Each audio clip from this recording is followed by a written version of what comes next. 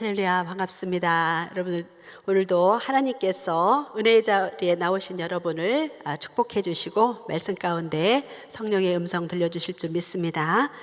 오늘 우리가 묵상할 말씀은 역대상 24장에서 25장 그리고 사도행전 17장 1절에서 15절까지의 말씀입니다. 오늘 우리가 말씀하는 이제 역대상 24장 25장의 말씀은 다윗이 이제 그 하나님 앞에 예배 드리는 것을 위해서 어떻게 제사장들과 레위인들을 준비시키고 또 그들을 이렇게 조직을 체계화해서 하나님 앞에 이런 공동체가 아름답게 예배가 올려질 수 있도록 하는 그런 내용을 보게 되겠습니다.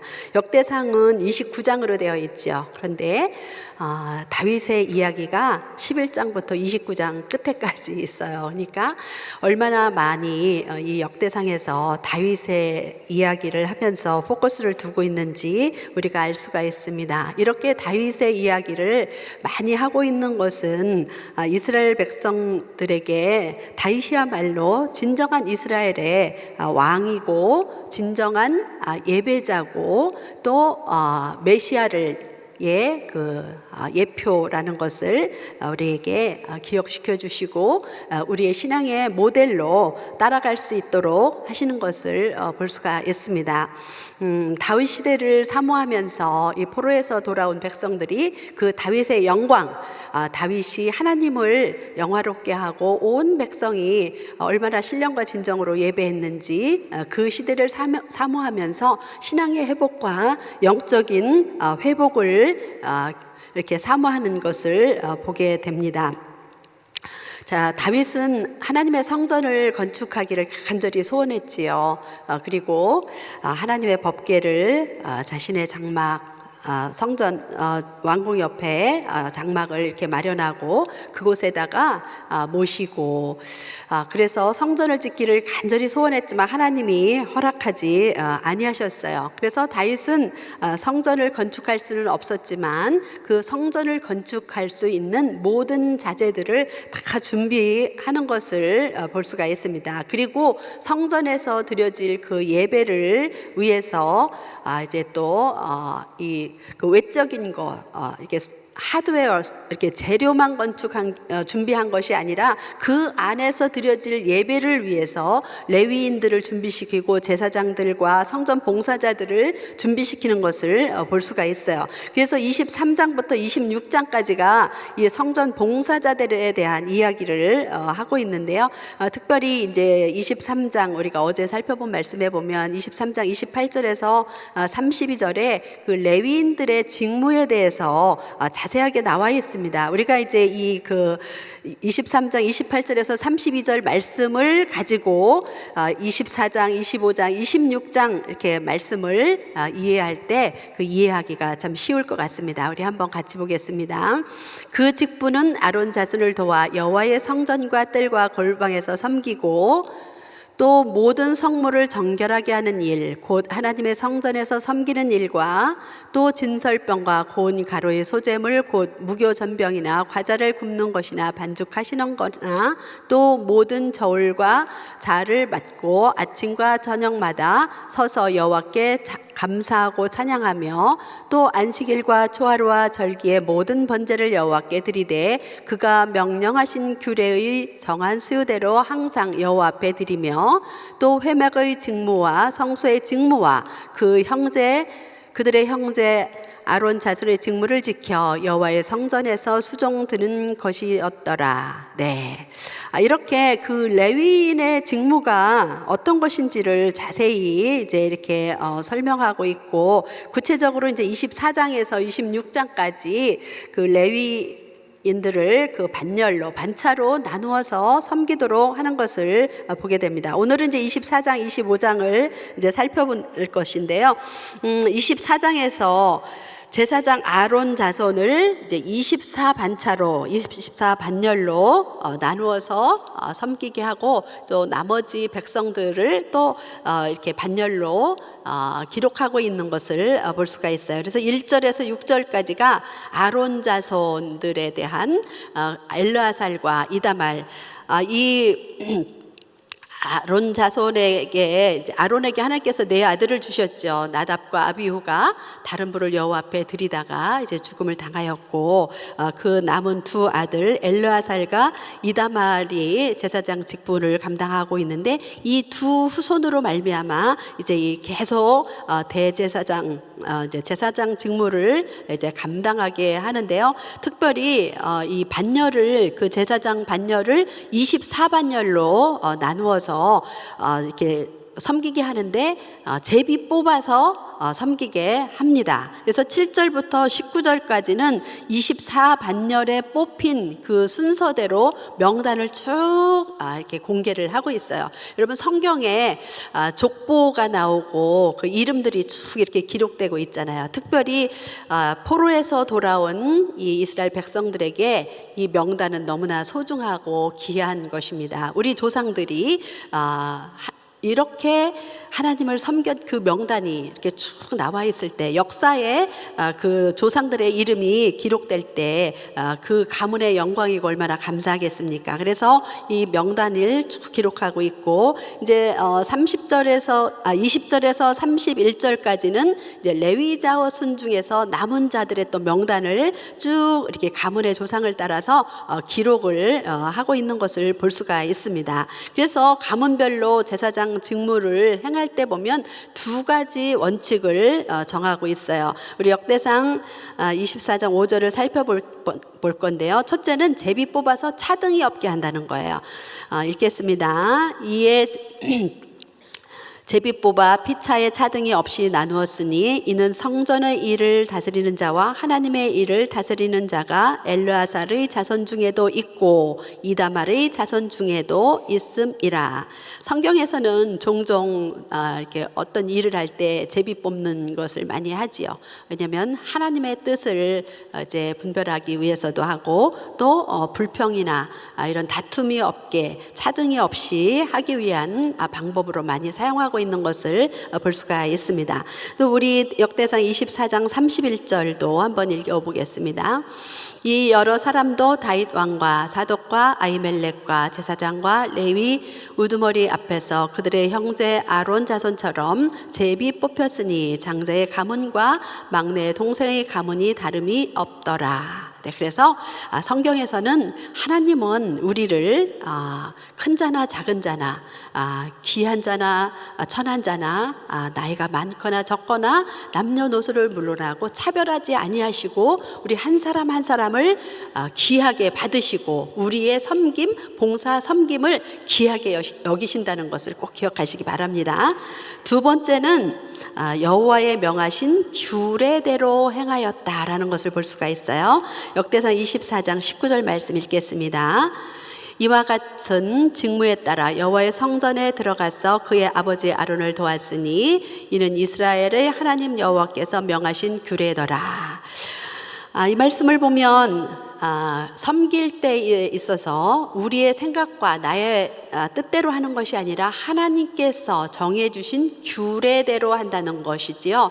그래서 우리가 성경을 묵상하고 매일매일 성경을 읽는 이유가 무엇입니까? 하나님의 뜻이 무엇인지 깨닫고 그 말씀대로 행하고자 하는 것이지요. 성경을 우리가 읽음으로써 우리에게는 많은 또 지식이나 정보를 얻을 수도 있지만 중요한 것은 하나님의 뜻을 깨닫고 그 뜻대로 행하는 것인 줄 믿습니다. 자, 그래서 이제 24장은 이렇게 제사장들에 대한 직무에 대해서 또 그 반열에 대해서 이야기 나와 있고요. 25장은 이제 찬송을 맡은 사람들의 지도자와 찬송하는 자들의 또 그 명단과 그 반열을 이렇게 또 우리에게 말씀해주고 있는데, 여기도 찬양단을 조직하는데요, 24반열로 24반차로 이렇게 조직을 하는 것을 볼 수가 있습니다. 그래서 여기 이제 세 명의 지도자가 있는데요, 헤만과 아삽과 헤만과 여두둔 이 세 사람이 하나님 앞에 신령한 노래를 부르고 또 수금과 제금으로 찬양하고 나팔을 불고 이런 일들을 하는데요. 이 찬양대는 왕의 직속기관이에요. 그러니까 다윗이 얼마만큼 예배를 사모하고 찬양을 즐겨했는지를 우리에게 알게 해주는 것을 볼 수가 있습니다. 역대상 25장 6절 7절 함께 읽어보겠습니다. 이들이 다 그들의 아버지의 지휘 아래 제금과 비파 수금을 잡아 여호와의 전에서 노래하여 하나님의 전을 섬겼으며 아삽과 여두둔과 헤만은 왕의 지휘 아래 있었으니 그들과 모든 형제 곧 여호와 찬송하기를 배워 익숙한 자의 수요가 288 명이라. 네, 그래서 여러분 성가대 를 이렇게 조직을 그 숫자대로 해서 반열을 짜게 되고요. 25장 8절 보시면 이 무리의 큰 자나 작은 자나 스승이나 제자를 막론하고 다 같이 제비 뽑아 직임을 얻었으니. 네, 우리 아까 제사장의 직무를 행할 때도 제비 뽑아서 했다고 그랬잖아요. 순찰을 정할 때. 근데 찬양을 드리는 이제 찬양대의 반열도 이렇게 24반열로 하게 되는데 그것도 제비를 뽑아서 순번을 정하고 아까 우리 레위인의 직무에 보면 아침 저녁으로 찬양하며 그래서 늘 그 찬양이 성전에서 끊이지 않도록 하는 것을 볼 수가 있습니다. 자, 오늘 그래서 우리 24장과 25장을 통해서 다윗이 성전 제사와 찬양을 드리기 위해서 제사장들의 직무를 이제 그 제사장들을 조직하고 성가대의 반차를 조직하고 성전 문화를 만들어가는 거예요. 그래서 다윗은 성전 중심의 예배 중심의 정말 찬양으로 우리에게 모범을 보여주고 있으며 후손들에게 어마어마한 영적인 유산을 남겼다는 것을 볼 수가 있습니다. 하나님 오늘도 신령과 진정으로 예배하는 다윗과 같은 자를 찾으시고 축복하시는 줄 믿습니다. 우리 모두 정말 날마다 이렇게 예배할 수 있다는 것이 예배 자리에 있다는 것이 얼마나 행복한지 이것이 행복이었어. 그렇죠? 네, 오늘도 그런 행복을 마음껏 누리시고요. 하루 온종일이 예배하는 삶 되시기를 바랍니다. 오늘 이제 사도행전 말씀 살펴보겠습니다. 오늘 사도행전 말씀은 17장 1절에서 15절까지의 말씀입니다. 오늘 본문은 사도 바울의 2차 선교 여행 중에 있었던 이야기를 하고 있습니다. 그래서 오늘 본문을 통해서 우리가 사도 바울의 2차 선교 여행을 잠깐 엿볼 수 있을 것 같습니다.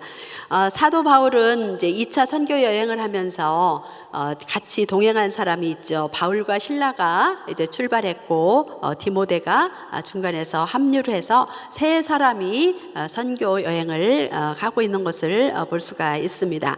그래서 사도 바울이 이제 2차 선교 여행 때는 1차로 선교했던 지역을 이렇게 한 바퀴 쭉 순회하면서 이제 복음을 전하고 그리고 나서 아시아로 복음을 전하기를 원했습니다. 그런데 성령님께서 막으시고 마게도니아인의 환상을 통해서 이제 어디로 갑니까? 이제 유럽 지역을 가게 되지요. 그래서 유럽의 첫 성인 그 빌립보에 가서 이제 교회가 세워지는 놀라운 역사를 경험하는 것이죠. 그것이 이제 어제 이야기였고요. 정말 바울과 실라가 이렇게 복음을 전하고 성령님에게 그 음성에 민감하고 순종했을 때 놀라운 역사가 일어났고 그 빌립보 그 감옥 거기에서 이제 감옥에 갇혀서 한밤중에 찬양과 기도를 드릴 때 옥문이 열리고 또 그로 인해서 간수와 온 집안이 구원함을 받는 이런 놀라운 역사들을 경험을 하게 되지요. 그래서 빌립보 그 사역을 마치고 그 다음 사역지가 이제 데살로니가 베레아 지역까지 전도하게 되는 내용이 오늘 사도행전 17장 1절에서 15절까지의 말씀입니다. 이제 먼저 데살로니가 지역에서 있었던 일을 살펴보겠는데요. 바울이 선교 여행을 하면서 항상 가지고 있었던 전략 중에 하나가 어디를 가든지 먼저 유대인의 회당이 어디 있는가, 유대인들에게 먼저 복음을 전하는 것을 보게 됩니다. 그리고 그 이후에 이제 이방인에게 복음을 전하고, 그래서 바울의 그 동족을 사랑하는 그 사랑이 얼마나 큰지도 보여주고 있습니다.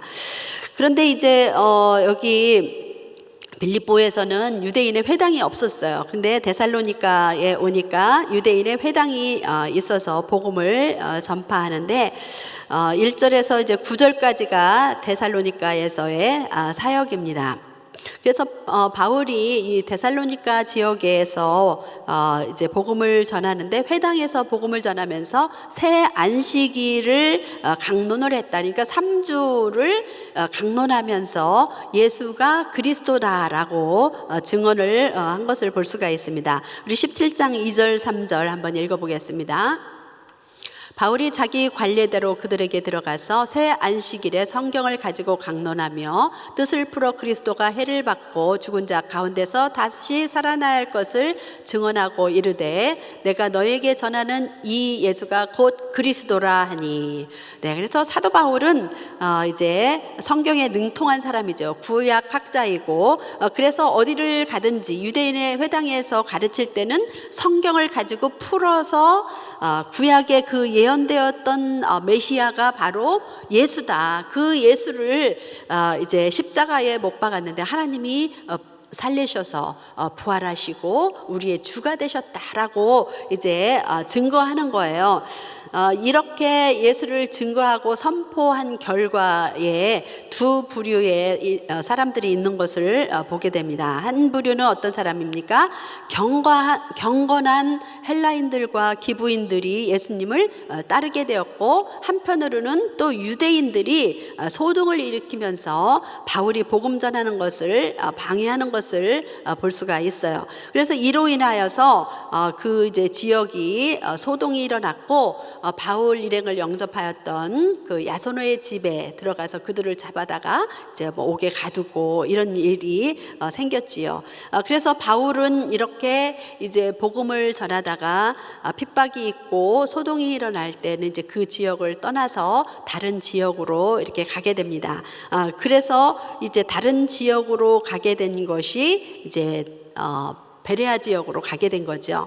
10절에서 15절까지가 이제 베레아에서의 사역입니다. 베레아 지역에도 가니까 유대인의 회당이 있었습니다. 자, 유대인의 회당이 있다는 것은 유대인 디아스포라가 전 세계에 이제 흩어져 있는데, 회당이 있다는 것은 그 남자 10명, 성인 남자 10명 이상이면 회당을 세우고 거기서 모여서 이제 이렇게 성경을 읽고 강론하고 이런 일들을 하게 되지요. 그래서 이제 바울은 전례대로 그 회당에 들어가서 복음을 전하게 됩니다. 그런데 이 베레아 지역의 사람들의 반응을 보면은 오늘 17장 11절 12절 말씀을 함께 읽겠습니다.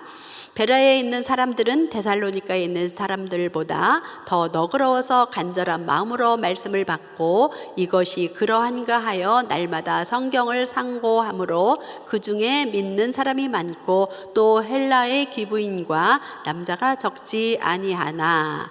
네, 그래서 이 데살로니가 사람보다 이제 이 베레아 사람들이 얼마나 말씀을 간절히 사모하는지를 성경은 이렇게 기록을 하고 있습니다. 자, 그래서 바울과 그 일행들이 복음을 전하면서 얼마나 큰 위로를 받았을까. 가는 곳곳마다 이제 바울이 말씀을 강론하고 따라오는 핍박으로 또 매를 맞거나 돌로 침을 당하고 또 그곳을 피해서 도망을 가고 이런 상황 속에서 정말 사람들이 그 말씀을 날마다 사모하면서 상고해야 할 때 바울이 참 얼마나 큰 위로를 받았을까 한번 생각해 보게 되지요.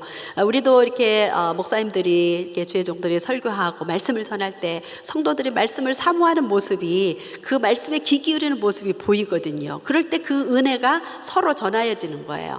또 전하는 사람도 그 모습을 보면서 더 하나님의 말씀이 역사하는 것을 보게 되고 성도님들도 사모할 때 하나님께서 얼마나 큰 은혜를 부어주시는지 알 수가 있습니다.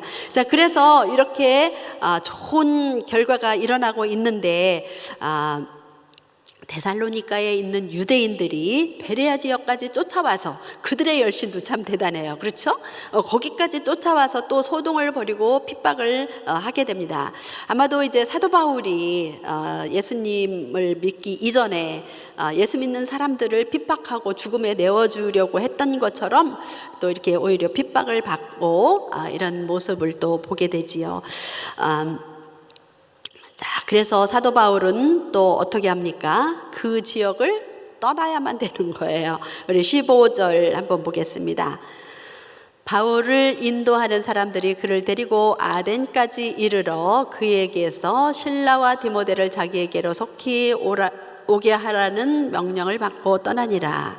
자, 이제 이렇게 핍박을 받고 바울이 그 선교지를 이동하는 것도 하나님의 섭리가 아닌가 싶습니다. 왜냐하면 그곳에서 안주하는 것이 아니라 그곳을 떠나서 또 다른 지역에 복음이 전파되어질 수 있는 것을 우리가 보게 됩니다. 그래서 우리는 어떤 상황 속에서도 하나님의 뜻이 있고 섭리가 있다는 것을, 내가 지금 어려움이 있고 형통하지 못하여서 다른 길로 또 다른 방향으로 가야 할 일이 있을 때 우리는 그곳에서 하나님의 뜻을 깨달을 수 있고 인도함을 받을 수가 있습니다. 이렇게 이제 그 바울 일행이 이제 3명이라고 그랬잖아요. 근데 실라와 디모데를 그 지역에다가 남겨놓고 바울이 이제 아덴까지 이제 이르게 되는 것을 보게 됩니다.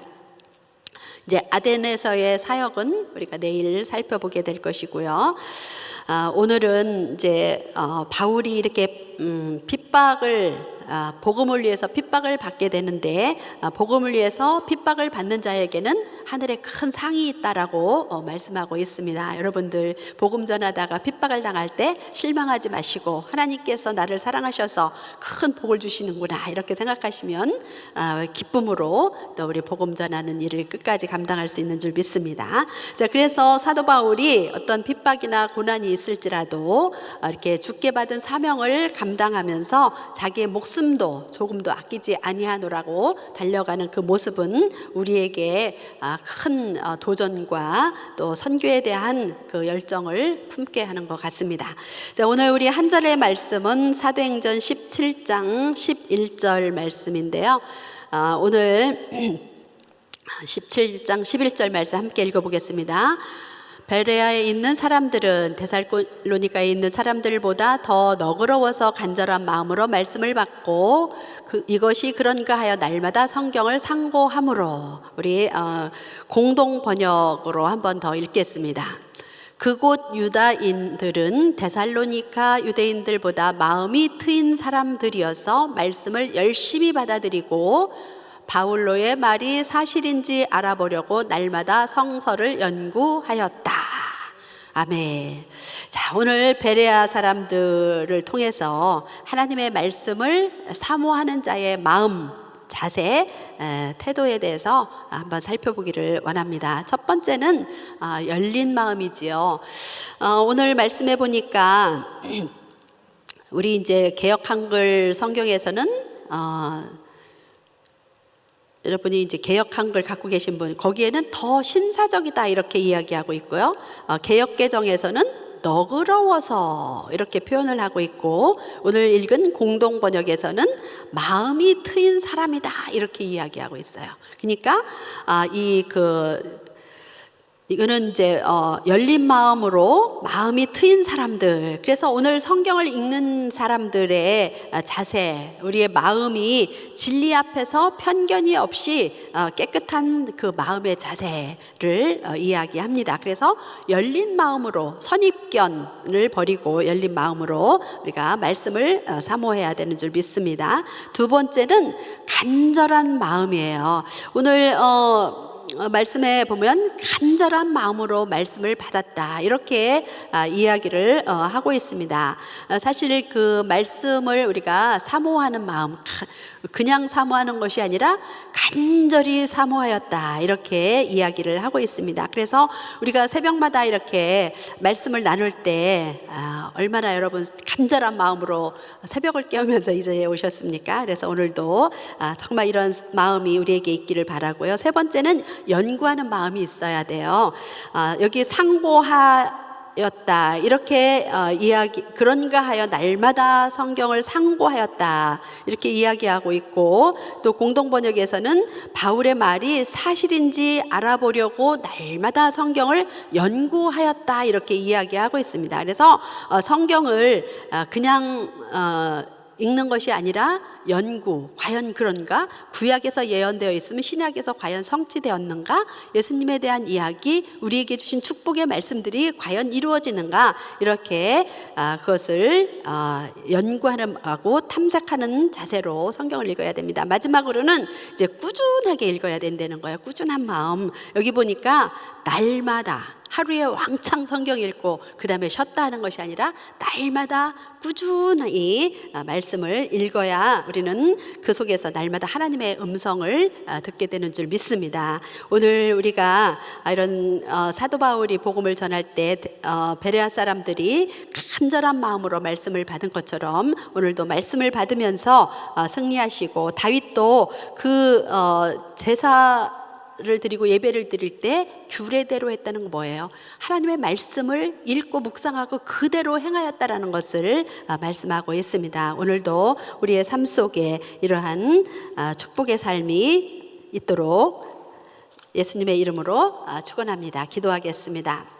하나님 아버지, 은혜를 진심으로 감사를 드립니다. 하나님께서는 하나님의 말씀을 간절히 사모하는 심령들에게 큰 은혜 주시고, 말씀을 통해서 우리에게 오늘도 귀한 은혜를 주시는 줄 믿습니다. 하나님의 말씀은 온전해서 우리의 영혼을 소생시키시고, 우리를 정말 눈을 밝혀주셔서 정결케 하시고, 또 우리에게 더 말씀을 사모해서 꿀과 송이꿀보다 더 단 말씀으로 날마다 승리할 수 있도록 축복하여 주시옵소서. 감사와 영광 올려드리며 예수 그리스도의 이름으로 기도드리옵나이다. 아멘.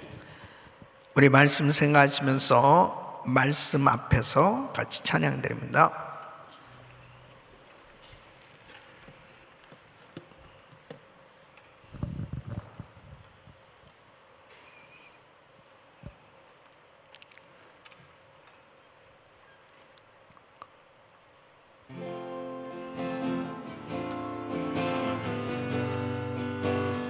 말씀 앞에서 경외함으로 주께 홀로 섭니다. 생명의 말씀 읽고 순종해 주를 예배합니다.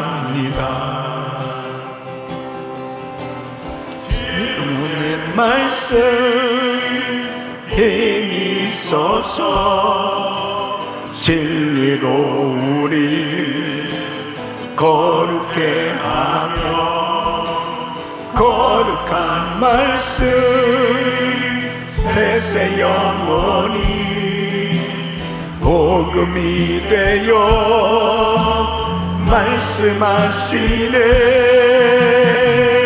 하나님 말씀에 두려워 떠는 자, 그 말씀에 생명을 거는 자, 한 사람 찾으시는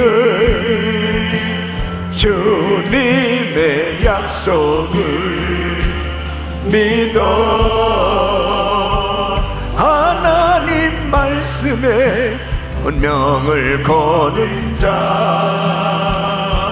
순종하며 주 따라가는 자 영원한 하나님 나라 이뤄갈 주의 교회요 일어나라 하나님 말씀 두 손을 높이 드시고 그 말씀에 생명을 거는 자 한 사람 찾으시는 주님의 약속을 믿어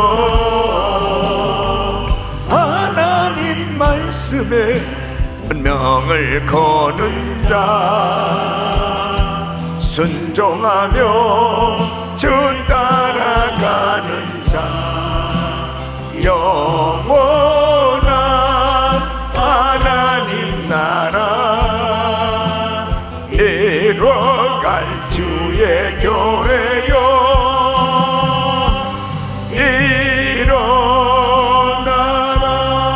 일어나라 아멘 아멘. 우리는 주를 섬길 때 하나님의 뜻대로 섬겨야 합니다. 하나님의 말씀을 따라 섬겨야 되는 것이죠.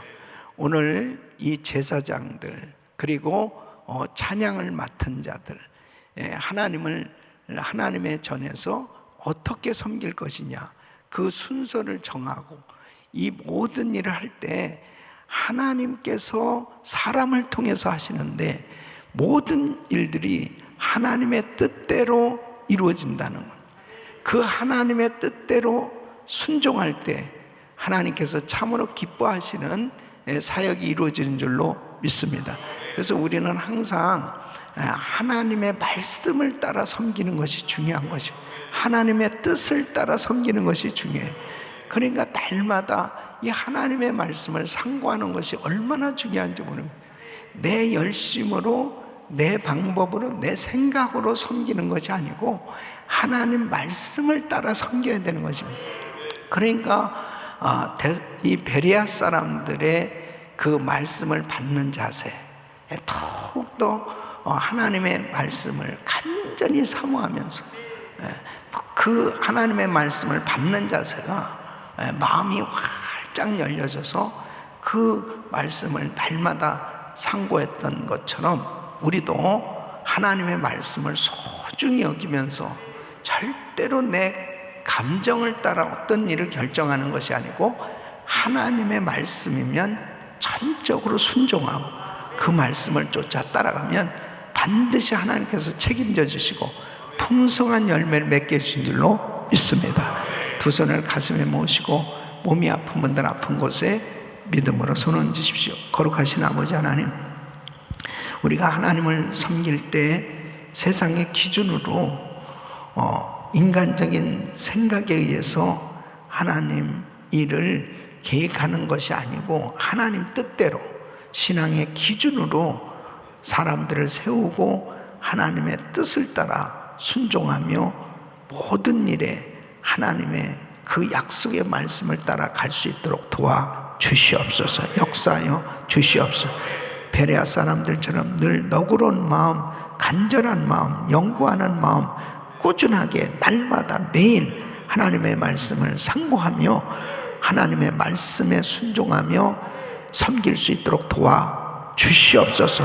이 시간도 연약한 육신들을 안수해 주시옵소서. 깨끗게 하여 주시옵소서. 내가 나사렛 예수 그리스도 명하니 고나발에 소멸될지어다. 소멸될지어다. 깨끗함 받을지어다. 암세포는 없어질지어다. 모든 불치병 깨끗함 받을지어다. 모든 병만은 떠나가라. 주여 만져 주시옵소서. 우리 성도들을 일으켜 주시옵소서. 회복시켜 주시옵소서. 역사하여 주시옵소서. 아버지 하나님, 주께서 오늘도 금요 성령 집회에 넘치도록 은혜를 베푸시고 오늘도 하나님의 약속의 말씀을 붙들고 기도하는 성도들에게 폭포수 같은 은혜로 축복하여 주시옵소서. 이제는 우리 주 예수 그리스도의 은혜와 우리 하나님 아버지의 그무한하신 사랑과 성령님의 감동 감화기 등 충만하신 은총이 하나님의 말씀을 따라 하나님의 뜻대로 순종하며 섬기기를 원하는 모든 성도들 머리 위에 이제로부터 영원토록 함께 있을지어다. 아멘.